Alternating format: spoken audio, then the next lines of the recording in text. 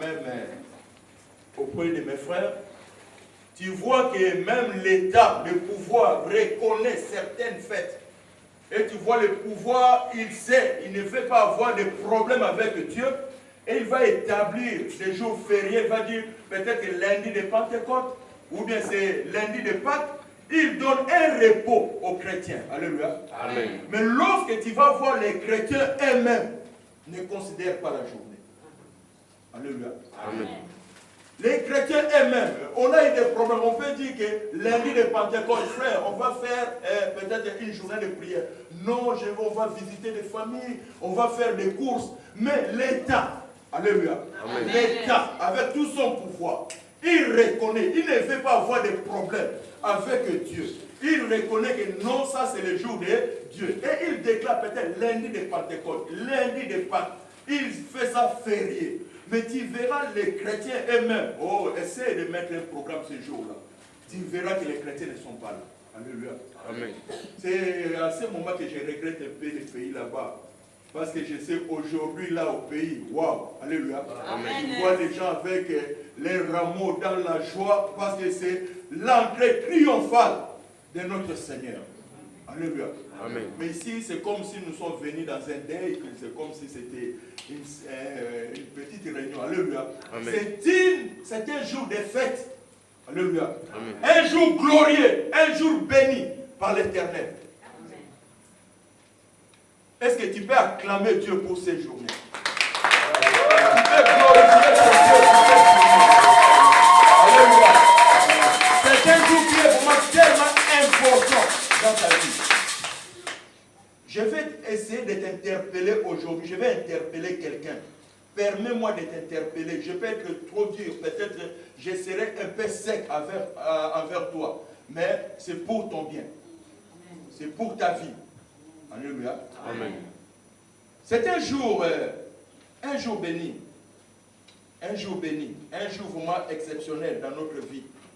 Nous allons prendre nos Bibles pour gagner du temps. Je n'ai pas vraiment beaucoup de temps. On va essayer de gagner du temps avec notre Dieu. Dans le livre de Luc, Luc chapitre 19, verset, je vais un peu beaucoup lire. Permets-moi, comme ça on va seulement expliquer la parole. Luc chapitre 19, à partir du verset 29 jusqu'au dernier verset, le verset 48. Je lis rapidement au nom de Jésus-Christ. Amen. Lorsqu'il s'approcha de Bethphage et de Béthanie, vers les monts appelés monts des Oliviers, Jésus envoya 2 de ses disciples en disant: allez au village qui est en face. Quand vous y serez entrés, vous trouverez un anneau attaché sur lequel aucun homme ne s'est jamais assis. Détachez-les et amenez-les. Si quelqu'un vous demande pourquoi les détachez-vous, vous lui direz: le Seigneur en a besoin. Ceux qui étaient envoyés s'en allèrent et trouvèrent les choses comme Jésus leur avait dit. Quand ils détachaient l'anneau, ses maîtres leur dirent: pourquoi détachez-vous l'anneau? Il répondit: le Seigneur en a besoin. Et ils amenèrent à Jésus l'anneau, sur lequel ils jetèrent leurs vêtements et firent monter Jésus. À mesure qu'il avançait, les gens étendaient leurs vêtements sur le chemin. Il approchait déjà de Jérusalem vers la descente du mont des Oliviers, lorsque tous les disciples en foule, saisis de joie, se mirent à louer Dieu à haute voix pour tous les miracles qu'ils avaient vus. Ils disaient: béni soit le roi, celui qui vient au nom du Seigneur, paix dans le ciel et gloire dans les lieux très hauts. Quelques pharisiens du milieu de la foule dirent à Jésus: Maître, reprends tes disciples. Il répondit: je vous l'ai dit, s'ils se taisent, les pierres crieront. Quand il approchait de la ville, Jésus, en la voyant, pleura sur elle et dit: si tu connaissais toi aussi en ces jours ce qui te donnerait la paix, mais maintenant c'est caché à tes yeux. Il viendra sur toi des jours où tes ennemis t'environneront, des palissades t'encercleront et te presseront de toutes parts. Ils t'écraseront, toi et tes enfants au milieu de toi. Et ne laisseront pas en toi pierre sur pierre, parce que tu n'as pas connu le temps où tu as été visité. Il entra dans le temple et s'est mis à chasser les marchands, à leur disant, il est écrit, ma maison sera une maison de prière. Mais vous, vous en avez fait une caverne de voleurs. Il enseignait tous les jours dans les temples, et les principaux sacrificateurs, les scribes et les chefs du peuple cherchaient à les faire périr. Mais ils ne savaient comment faire, car tout le peuple était suspendu à ses lèvres. Amen. Amen. Amen. Amen. Bien-aimés, pourquoi ce jour? Pourquoi cette fête? Pourquoi nous sommes censés d'avoir la joie? En quoi cette entrée est-il particulière des autres entrées de Jésus? Alléluia. Amen. En quoi cela est-il particulier pour que ça devienne une fête pour les nations? Bien-aimés, ici, Jésus entrait dans Jérusalem. Toutefois, il entrait comme Jésus médecin, comme Jésus guérisseur, comme Jésus qui recouvre la vie aux aveugles, comme Jésus qui enseigne. Mais jamais il est entré en Jérusalem comme un Seigneur. Alléluia. Amen. Dans cette entrée, c'est le problème de la seigneurie de Jésus. C'est ici. D'habitude, c'était il sauve quelqu'un. La personne veut peut-être dire, tu es le fils de Dieu. Il dit, non, tais-toi. Ne le dis pas. Alléluia. Amen. Là, il fait quelque chose. La personne peut révéler qui il est. Il dit, non, ne le dis à personne. Si quelqu'un arrive peut-être à le comprendre qui il est, Jésus disait toujours, non, ne dis rien à personne. Alléluia. Amen. Mais ce jour, c'est lui-même qui prend l'initiative. Alléluia. C'est lui qui dit, il dit, allez, vous allez voir un anneau qui est attaché. Lorsqu'on va vous demander, c'est la première fois que Jésus puisse dire que, dites-leur que le Seigneur en a besoin. Alléluia.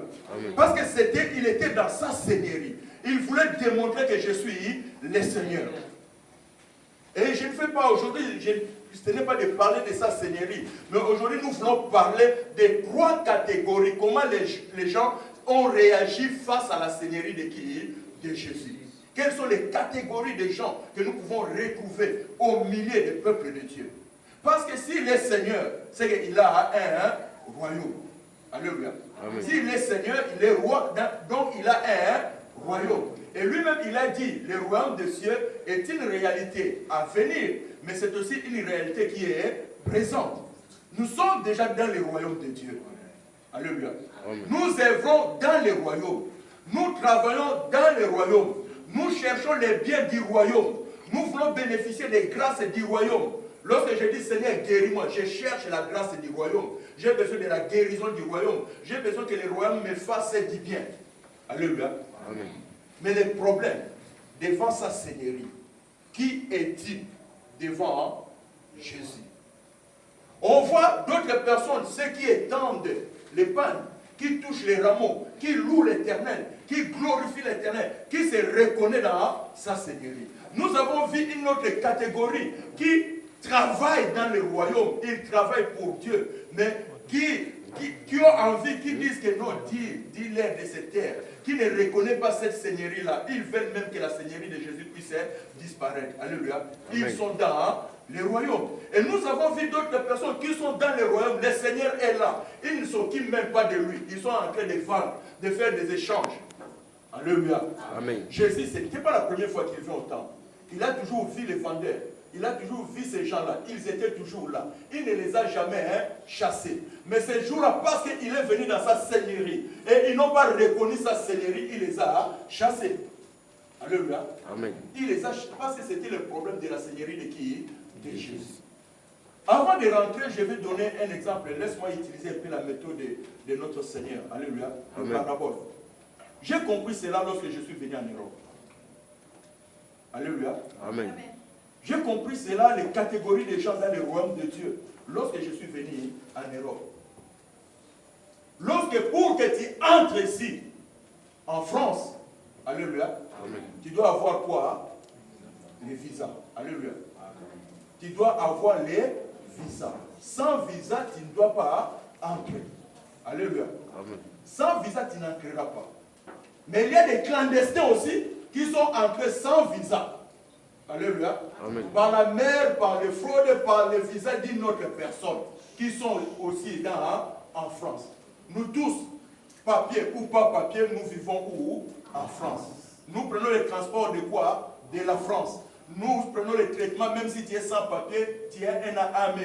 Tu prends les traitements, tu es traité. Alléluia. Amen. Tu vis où? En France. Celui qui est à Kinshasa, s'il t'appelle, tu es Mikiliste. Sans papier ou pas, tu es Mikiliste. Il n'y a pas de différence pour celui qui est à l'extérieur. Alléluia. Amen. Mais nous tous, nous sommes en France. On bénéficie de la grâce et des actions de droit de la France. Mais les droits sont différents. Ici en France, nous-mêmes, nous savons que là, c'est pour les gens qui ont des papiers d'une année. Alléluia. C'est leur droit. Les gens qui ont les papiers d'une année, on sait que les droits sont limités à tel niveau. Les gens qui ont aussi les papiers de 10 ans, ils ont aussi certains droits, les droits qui leur sont attribués. Et il y a aussi qui ont obtenu, qui étaient étrangers, mais qui ont obtenu la nationalité française. Il est devenu français. C'est pour ça, mon frère, si tu vois, on parle des élections, si nous sommes entre nous, tu verras comme les élections là, ça ne nous concerne pas. Non, tu n'es pas français. Alléluia. Amen. Parce que tu sais que tu ne voteras pas. C'est pour ça, ça ne t'intéresse pas. Mais celui qui est français, ça lui intéresse. Donc, tu sais que tu n'as pas le droit là-bas. Ce n'est pas ton problème parce que c'est l'affaire de qui? Des Français. Toi, tu n'es pas français. Tu reconnais en fonction de l'identité que tu as. Alléluia. Amen. Et celui qui est national, qui a pris la nationalité, si je prends la nationalité française, noir que je suis, tout noir que je suis, avec, tu me regardes, je suis africain, tout. Je pars à Kinshasa. Alléluia. Amen. Je pars à Kinshasa. Mon père est là-bas. Mes frères sont là-bas. Et tout. Je viens de là. Je suis né là-bas. Mais avec les problèmes qu'il y a dans notre pays, s'il y a la guerre, tu verras ici. Alléluia. Amen. Ici, on va précipiter un avion pour aller me chercher là où je suis, au Congo, noir que je suis, mais parce que j'ai la nationalité française. Alléluia. Amen. Mais si j'ai la carte de 10 ans, je pars à Kinshasa et ça tombe là-bas. Waouh! Ils ne viendront pas, même si je viens avec ma carte de 10 ans, on te dira que tu es congolais, tu vas rester là-bas. Alléluia. Amen. Tu es congolais, tu vas rester. Mais celui qui a la nationalité noire qu'il est, il est son père, sa mère, mais noir. Tu vois, même s'il est si c'est à Mikondo, là, les militaires vont aller les chercher jusqu'où? À Mikondo, pour les ramener jusqu'en France. Parce qu'il a obtenu la nationalité française. Alléluia. Bien aimé, aujourd'hui, ma question est, quelle est la carte d'identité? Quelle est la carte que tu as dans le royaume de Dieu? Alléluia. Amen. Quelle carte tu as? Quelle identité? Est-ce que tu as un sans-papier? Tu as un récépissé? Tu as une carte d'une année, de 10 ans, ou bien tu es vraiment citoyen du ciel? Alléluia. Amen. Et tu es citoyen du ciel, ou bien tu as seulement l'identité? Je vais m'expliquer. Alléluia.